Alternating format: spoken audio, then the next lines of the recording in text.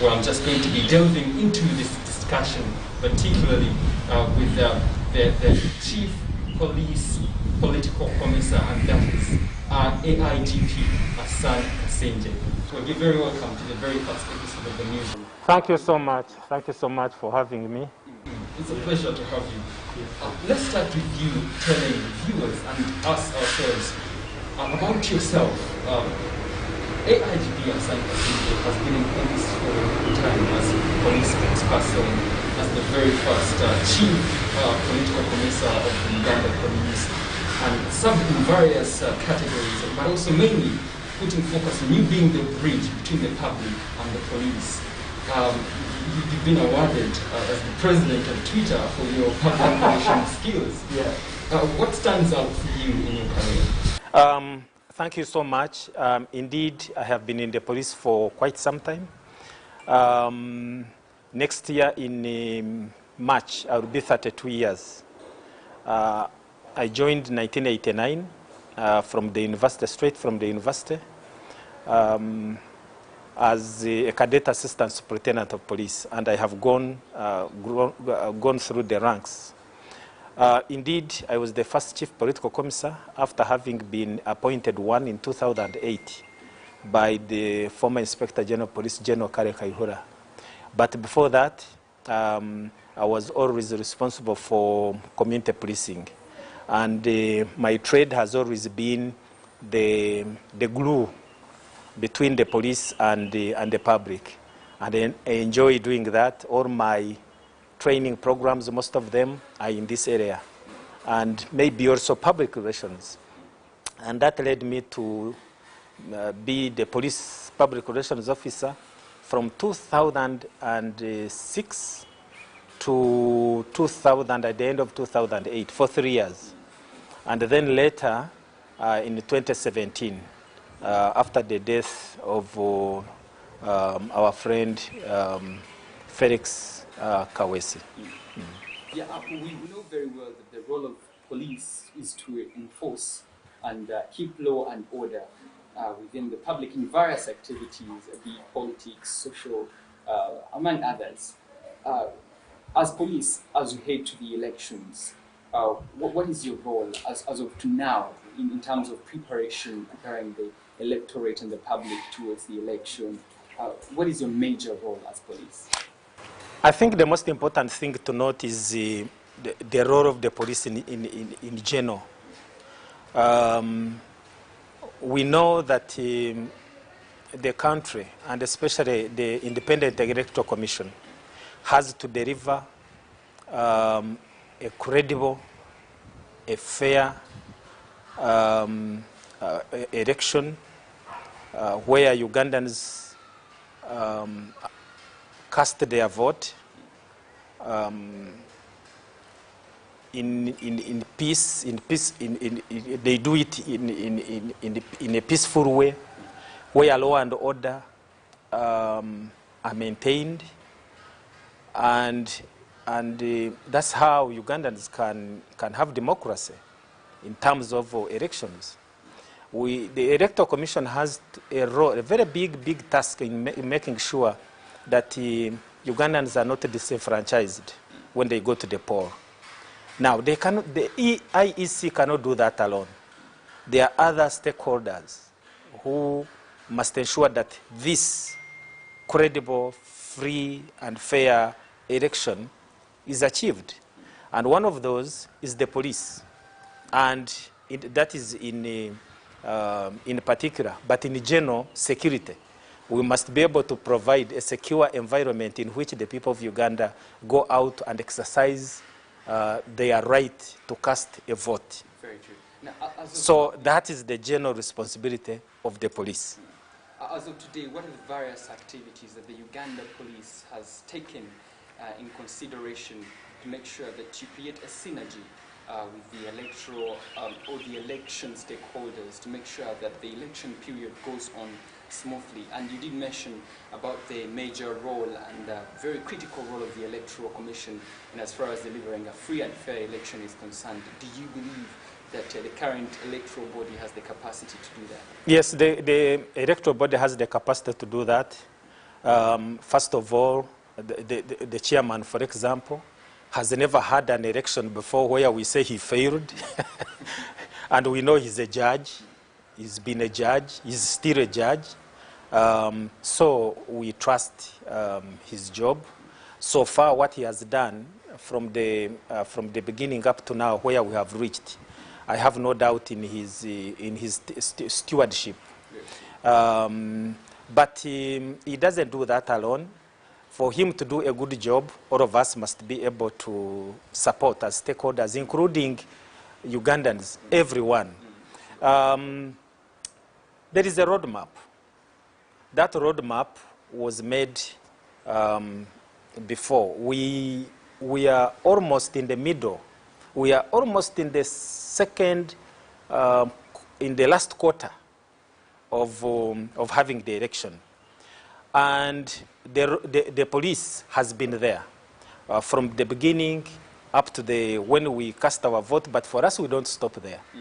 Our role is before, during, and after. So before we do anything, security must be conducive. As we are in the process of elections and all this, and the nominations, elections, and we are there. But even after that, even on swearing in, even after swearing in, we must remain in the mood of ensuring that there is law and order and security is guaranteed. Now, where we started from, remember, we have had people making intentions. We have had people going to the Electoral Commission to register, especially the MPs, those have finished, and the lower councils. But we have also had a display of the voters register. We have had primaries of parties. Yes, there are those who did it in a mass way, but there are those who did it at their headquarters. The police will have been there, and I can assure you that that exercise, by and large, was free and fair, though there were spots that genuinely must be of concern to everybody. If you look at in Koboko, if you look at in Shema, yes, I think in Sembabure, yes, in Sembabure, in Mbare, in Chankwanzi. These are all lessons that we must make sure that they don't happen again. But by and large, the police and our sister agencies were able to do our work, and that exercise is finished. Now we are focusing on the nominations for the presidential candidates, which is taking place on Monday. Monday, I think 3rd. Monday and Tuesday. Yeah. On 2nd, and then 3rd. That exercise, we have already made a press release about it, in control of vehicles, in making, how people should go there, and not disrupting the business in the central business district and all that. But after that, then there are going to be campaigns, much as they are scientific, but they have their own challenges, of which challenges we have already sat and discussed, and we are ready for the job. Lastly, you know that this election is going to be conducted in a COVID-19 mood. So the operations of COVID-19 that started on the 8th of March, they are still on. We are still in COVID operations. Now, we are going to do two things. Actually, we are doing two things. Number one, to make sure that people go and cast their vote.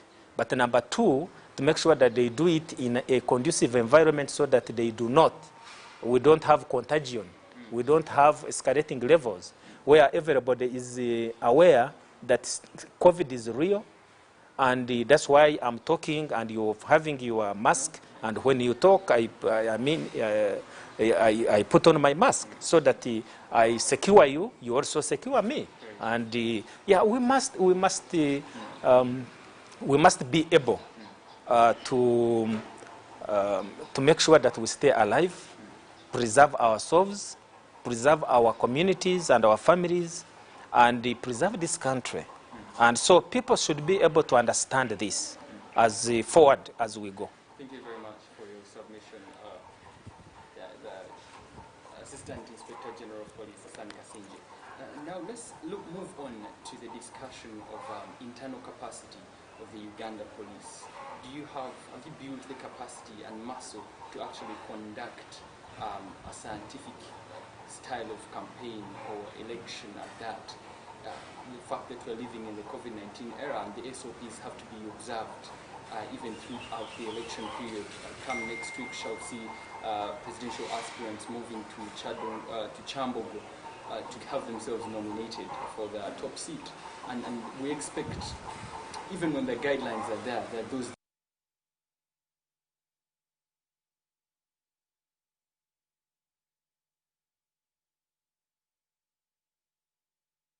Yeah, thank you so much for that very important question.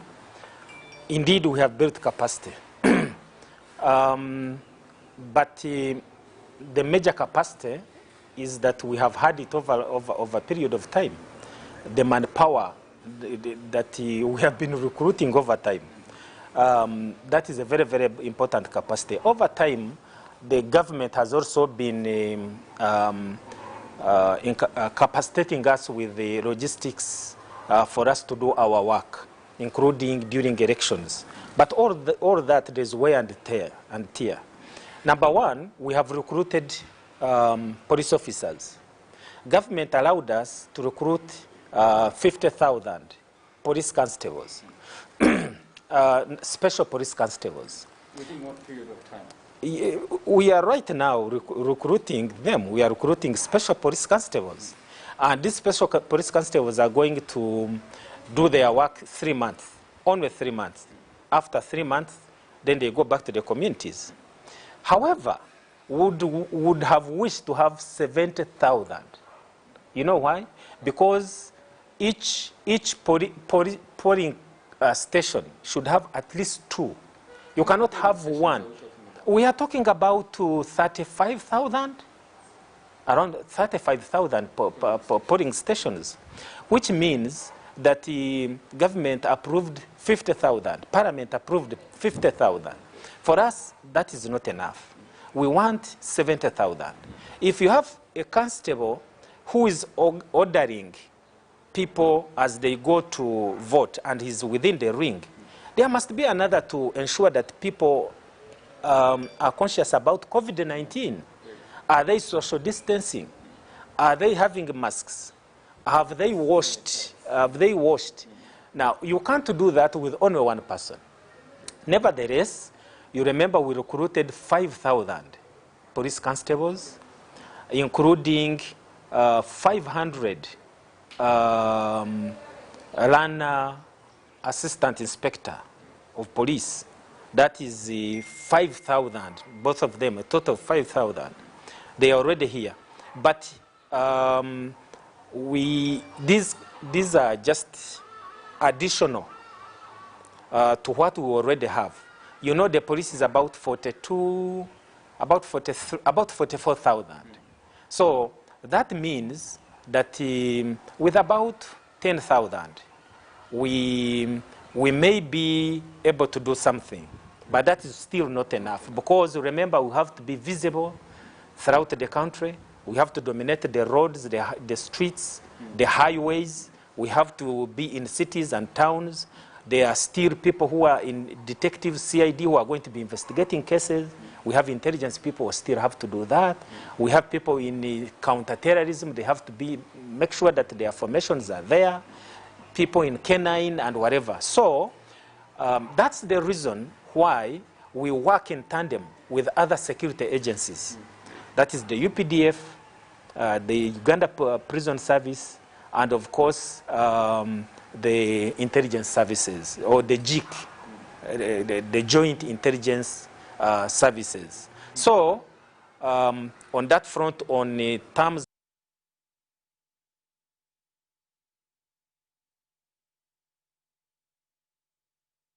in terms of manpower, we are ready. And we are doing the training. Right now we are doing more training in human rights. You remember the president talked about the use of firearms, the use of force and firearms. We have finished the, coming up with the SOPs to our officers on the use of firearms. We are going to call the commanders and go through the whole SOPs so that when they go to the units, again they emphasize these issues, because much as we want people to exercise their mandate, we don't want to take their lives away. You saw the use of too much tear gas and too much force. 2 weeks ago, I was involved in an exercise of asking for forgiveness. We can't be a force where we are going to be asking to be forgiven. We must make sure that we do our job according to the law and respect the rights of others. So we are doing that. Then lastly, on that point, we are capacitating. Government has capacitated us with the vehicles. Right now we are clearing vehicles. We are clearing buses. We are clearing patrol cars. We are clearing ambulances. You have seen photographs of ambulances right now parked at police headquarters, canine vehicles, all these to make sure that we have the logistics. Absolutely. Yes, to be able to do our job correctly. We shall be expounding on the matter of using brute force in terms of the Uganda police has been looked at lately as a force that when you hear a police officer is there, people will be either terrified, and that relationship between the policeman and the people has been not very good because of the force that people or television and media stations have portrayed. And actually it's true that these violent activities are actually carried out and orchestrated either from the provocation of the public or from police's unprofessionalism, if I may put it that way. I would want us to expound that a little bit more by explaining what the procedure is if a police officer was caught unprofessionally conducting himself in terms of containing the violent masses in a political setting, if I may say that, because the police officers are trigger hungry, or that even went through the training, but because of certain circumstances are not able to be professional when they're in the field.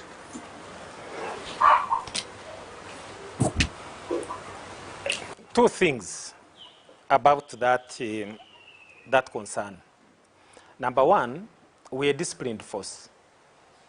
When you are in forces, security forces, you are in a disciplined force, meaning that you have to do things according to the rules of engagement, according to the laws that have been put in place, according to the policies and standing orders that we have.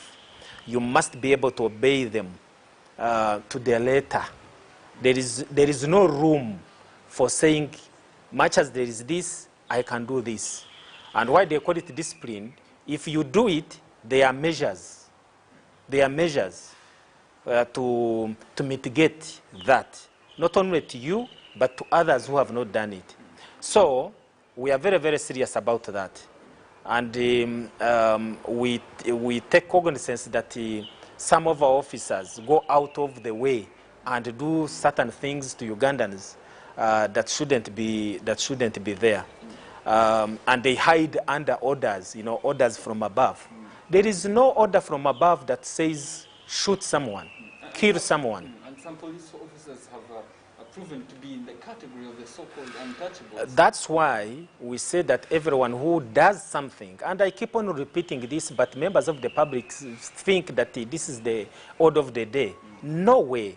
If anybody has disrespected your right, has taken away your right, you have a right to complain about that officer, and that officer will be charged individually. I've seen you be very vocal. Yes, we are vocal about this, because you see now violation of rights takes a personal, it takes both, personal liability and also the liability to the force. Now, we cannot continue being liable and paying lots of money as a force to people whose rights have been violated, and then you are going to leave the person who did it. So you have to be taken to court, charged in your own capacity. But even when you have done that, then you come back and we try you, not on the same facts, no, but different facts, because our disciplinary code has different facts. And we have a range of punishments, from dismissal to discharge to having your salary taken away, a portion of your salary, a third of your salary, to reprimands, to severe reprimand. You can be detained in the barracks. You can be given community service within the barracks and that kind of thing. There are many measures, including demotion. You can be demoted in rank. So we are serious about that. That is number one. Is that determined by the police disciplinary committee? Yes, we have disciplinary courts in the police. I chair one of those courts, actually the highest court, which is called the Appeals Court. But actually that is also not the last, because we have police council that deals with the disciplinary offenses of certain rank of officers, from constable to inspector. Then we have the police authority, which will finally determine officers from the rank of assistant superintendent of police up to my rank. So people have to be careful about this, and also we call upon the public that they must stand for their rights. That is number one. Number two, that if something is done, whether it is in the dark, it must be brought up so that we in the management of the force can respond to that. This is not the first time that you have heard and seen us try our officers. So they need also to demand, and whether they write on social media, whether they bring it personally to us, whichever way you think that your right needs to be addressed, please do it. There is no wrong way of fighting for your rights, and there is no right way, only right way to say that this is how you do it. If you don't do like this, then your right won't be, your demand won't be heard. So anyone can express his demand in any way. Then lastly, there is, because if we have to fight this behavior, and I'm genuine and candid about it, and I know many people don't believe me, but maybe they will believe me as we go on. If we want to, this is our force. This is Uganda Police Force. It is in the Constitution. Not everyone is bad, but they are bad people. If we have to deal with the wrong elements in our force, we need each and every one. We don't need to castigate the whole force as it has become. Because people think that because you have social media, you just go on social media and then you write, police is hopeless. I don't trust police. Police shouldn't be there. Police this, police that. Social media should be there to castigate, yes, but also how do we sort out this? It's in your hands. This is citizen media. Do you feel it is in your hands. Do you feel like there is a gap between the public, the wananchi? Yes, the gap is there. The fallacy is in thinking that the gap has to be closed by the police alone. The gap has to be closed when we cooperate, when the police and you, who is enjoying the services, if I can use the word, enjoying the services, because sometimes we enjoy the services of the police without knowing we're enjoying the services of the police. I don't know how many people will think that that traffic officer on the road, his presence or her presence there, on the road, standing there, even if he has not stopped any vehicle, in itself has an effect on how many accidents have been reduced on the road. Okay? So if you drive from here to Mbare, how many traffic officers do you meet? And being there, in itself, has an effect on the way people use the road. Okay? But what do we focus on? Traffic officers are corrupt. traffic officer's uniform was not clean. This traffic officer looked hungry. This traffic officer shouldn't have stopped us. This traffic officer, the shoes were not clean. This traffic officer. So, yes, you may do it. But please remember that there is an advantage. There is something that the police is doing. Now, if we want our police to improve, let's appreciate where they have done well. Let's castigate where they have not done well. But for you to stand there and use your space to only castigate the police because you think it is helping you politically, I think it is wrong. So this is our force. Let's build it. Where do we come from? Where do you have found me at my home? Yes. So here, do I live in a barracks? Of course not. I live with a community. Okay? Now, if you say I am bad, and I have spent here more than 10 years in this house, 15 years, living here, and nobody here has ever seen me that I'm bad, except that they are actually happy that I live here, because there's no crime here. You understand? So for you to say Kasingye is bad, Kasingye is whatever, I think that is wrong. Yes, because there are good things I have done, but if bad things have been done, bring them out. Now, in this whole process of ensuring that the police do their work during the elections, let's also be law-abiding. I saw, was it yesterday or the other day, I was on a TV, but after that there is a president of a party who came there and announced to the whole world, to Uganda, but also the whole world, and say, the police have said that we go 3 vehicles, that we have 10 people, including me, but me and my party, we are not going to obey with that. We shall take as many people as we want. It is our right. Whether COVID is there or no COVID is there, it is our right. We shall do whatever we want. Let's start with that. How many media programs have you done and bring these people to account? You put them on spotlight and say, look, these are the regulations. When these regulations were made, political parties were called to go to Electoral Commission and discuss these. When you were there, did you oppose? Now that they are here, why are you saying you are going to disobey the police? So, people should not think that getting votes is making the police look bad. And number 2, saying we shall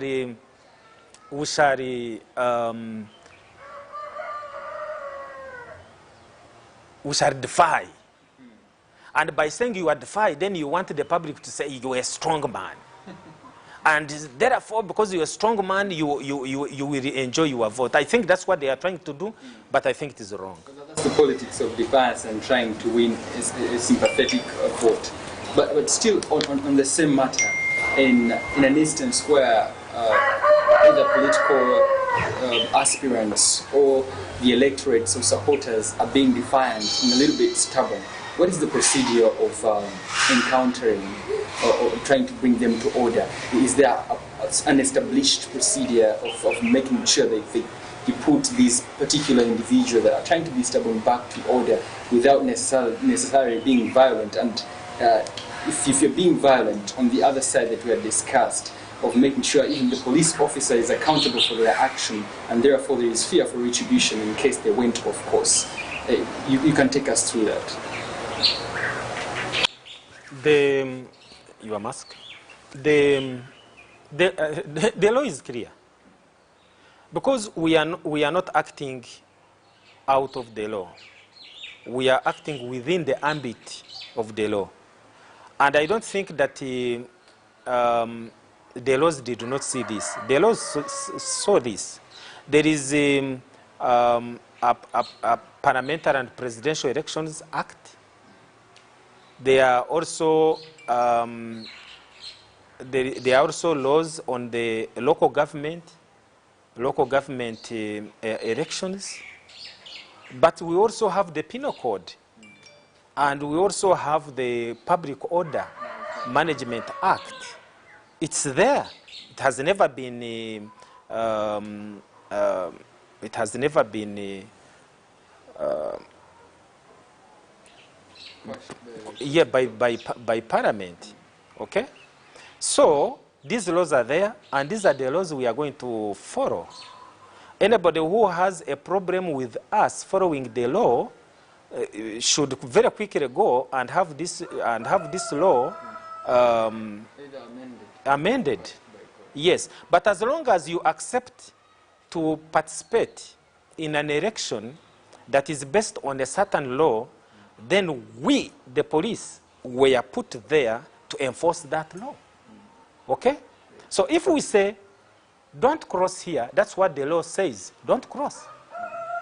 And if you cross, then the police have measures, again within the law, to make sure that we either push you back behind that line, okay? And if you insist, then we pick you from the point where you are insisting and put you where you belong. And yes, go and put you where you belong, so that other people who are willing to not to cross that line can continue doing that. That law is there. The Police Act is there. We have the powers to arrest anybody who is committing a crime. And it has never been taken away, so we shall continue to do that. The Uganda police has been looked at by the public, mostly in election period, as not only the Uganda police, but the entire security system as being used to frustrate certain political parties, like the opposition political parties, and fronting the agenda of the ruling political party, which is the NRM. How true is this? Let me tell you. I am in the police. I have been in the police. Nobody has ever called me to say, gentlemen, ladies and gentlemen, we are here. I guess there's no journalist here. Okay, all of us are here. We are the police.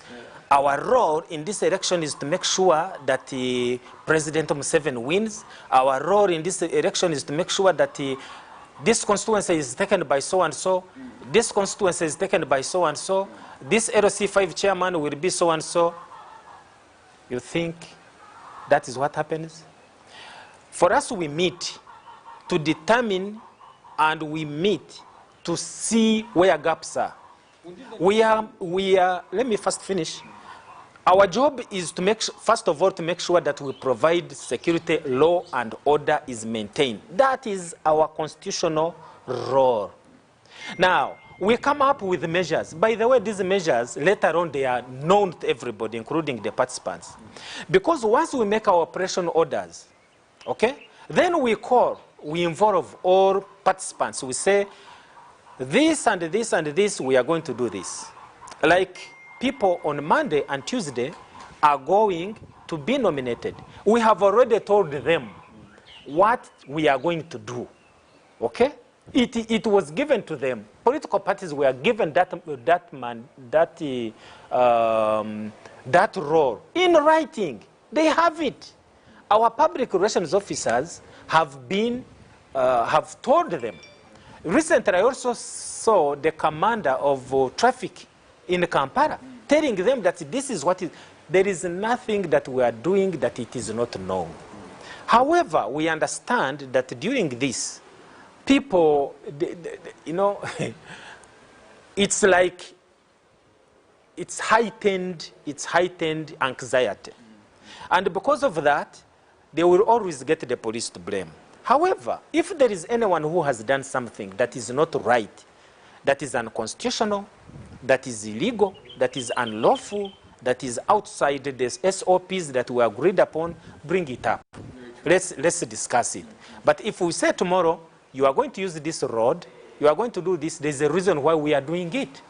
Yes, we want a smooth program. But sometimes when you do these things, there are other people that you affect in one way or another. That happens. But we hope Ugandans will, I think we need to understand the bigger motive, the bigger objective of this, so that we may be a little bit destabilized in our daily routine. But at the end of the day, we achieve something very important for this country. Credible, bold and accurate. You can trust us to add professional context and in-depth analysis to the web of current affairs every week. Share an experience with those that saw it happen. A blend of opinions from journalists, subject experts, and involved participants. The Newsroom, breaking down the weekly top stories. Join